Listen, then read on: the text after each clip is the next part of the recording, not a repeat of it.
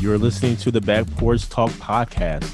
Danny and Jason had many discussions and debates on the back porch while making pivotal investment moves with assets. That's right, with trading cards. They welcome you to the back porch and right into those discussions about current sports news with a fresh and unique twist. So come on and join us.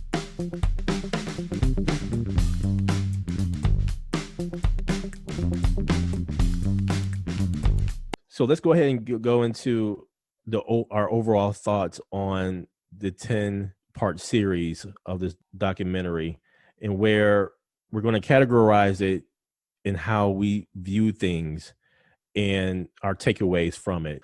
Who looks good from the Bulls organization in this 10-part series? Coach Phil Jackson, the fact of how he really gathered the many personalities, the many egos in both three-peat runs was absolutely amazing.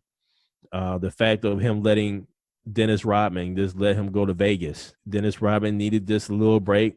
Hey, let Dennis go. His connection with Dennis, though, too, in terms of the Native American heritage and all, I think was absolutely phenomenal. It's something that we hadn't seen before, or I haven't seen before. I think that connection with Dennis was absolutely phenomenal. To add to that, Jason, just how they bought in as a team. So he introduced the triangle. He had all these teams and different players because their teams weren't steady throughout the years, throughout those championship runs. His star players were, but he had a lot of different role players that came into the fold every year. Him being able to do that and get everyone to buy in, everyone buying into his Zen, the mindset, where you see them doing yoga and taking an internal reading of their bodies. That was cool. And just the mere fact of how he stood his ground. 82-0, You're Still Not Coming Back by Jerry Krause, which started the show off. And then Reinsdorf coming in after they win their sixth championship and saying, how about coming back, Phil? And he said, nope. So I like that in him and how he stood by his players. Definitely have to agree there. Other person that looks good in this is Dennis Rodman. For him to be open about Vegas, for him to be open about needing of a break, I think was absolutely phenomenal just to kind of tell that story. And like I mentioned in our previous episodes, I think there needs to be a documentary of Jordan going down to go get Dennis Rodman in Vegas. I really want to see what happened there. We're not going to see it, of course, because that's kind of considered the locker room, if you will. But also Rodman's professionalism, and what I mean by that is more so once he got on the court, he was about business. He was really about business, or trying to get in the head of Karl Malone or whatever other player, but it was really all about winning. And he indicated that in terms of Michael knew that he had Dennis there. He knew Dennis was going to actually be really committed once he got on the floor. So very, very good look by Dennis Rodman in this documentary, in my opinion. And then to add to that, Jason, I think his belief in Phil Jackson, you kind of alluded to it, but it was like even during the championship in the Utah series and the final championship, Dennis goes and leaves after the game to go to wrestling, to WCW, to do a show out the blue, doesn't go to practice. And does Phil find him? I don't know. No. He just said, come on, man. You need what you need to do. Let's get back on this and let's take care of business. Hey, man, that was some funny stuff right there, man. Listen, and seeing Monday Night Nitro, seeing the NWO, Hulk Hogan when he turned bad. You remember how Hulk Hogan turned bad, man, and in how he darkened his beard, left the little goatee, but the rest of the beard was all darkened and everything. I was like, man, now if that doesn't take me back, I don't know what does. That was when wrestling was really, really good, and all, man. But yeah, it was just really interesting in how Dennis navigated, honestly, from the entertainment world off the court and really back on the entertainment world on the court.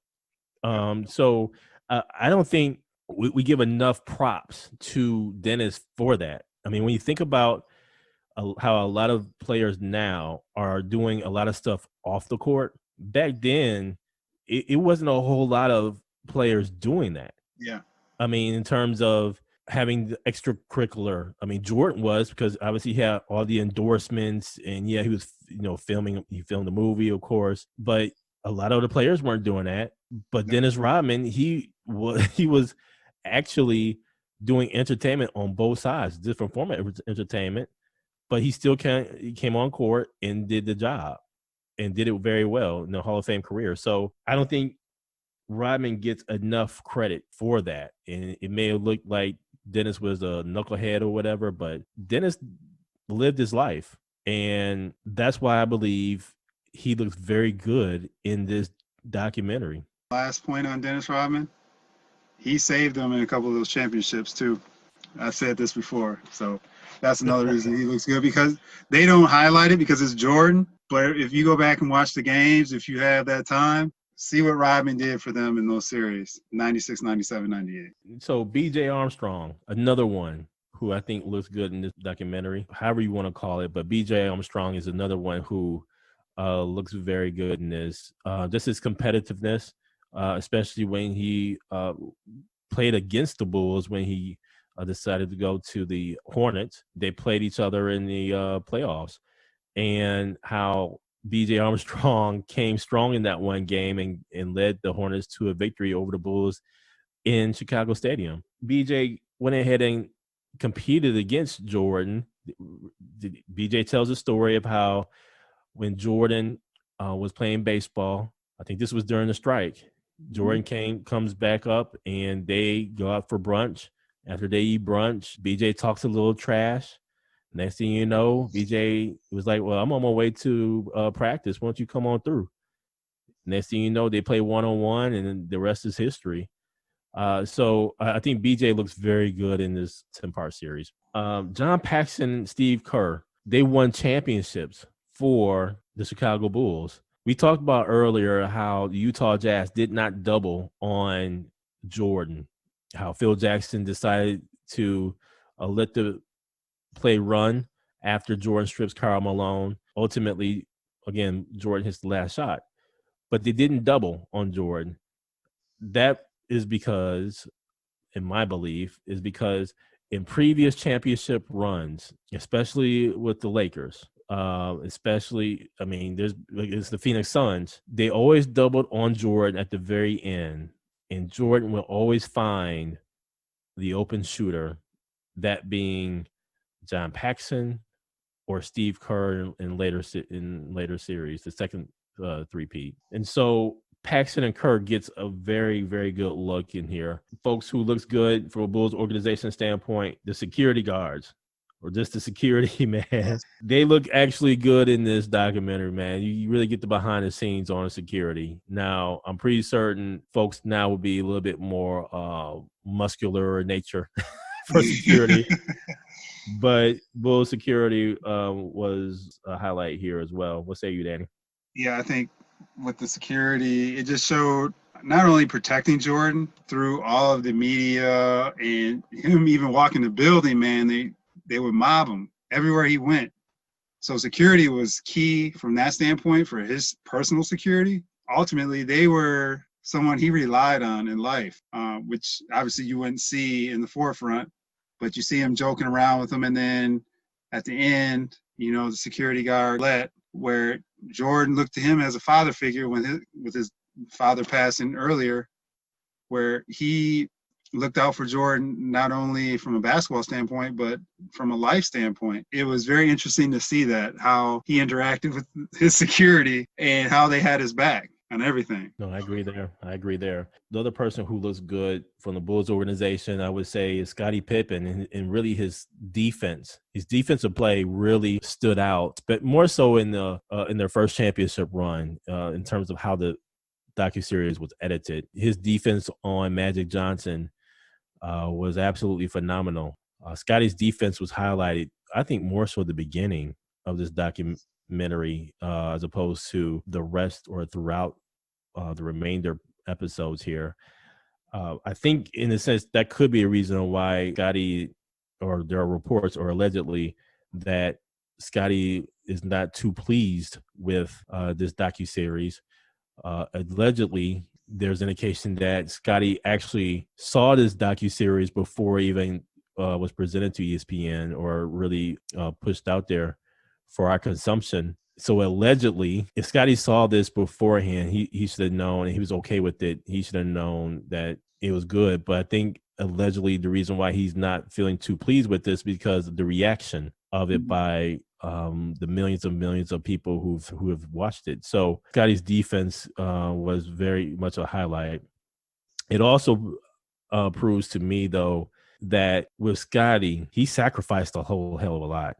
Yes, he did. He was underpaid to the nth degree, and for him to get underpaid like that for a phenomenal talent who won championships for our organization, sacrificed a lot for the organization, he looks good from that standpoint. But some of the clips that they showed with regards to how he reacted to Jerry Krause, how he got on the bus, start yelling at Jerry Krause, I think that may have been a little bit of a bad look there for Scottie Pippen. But Scotty, you signed the contract.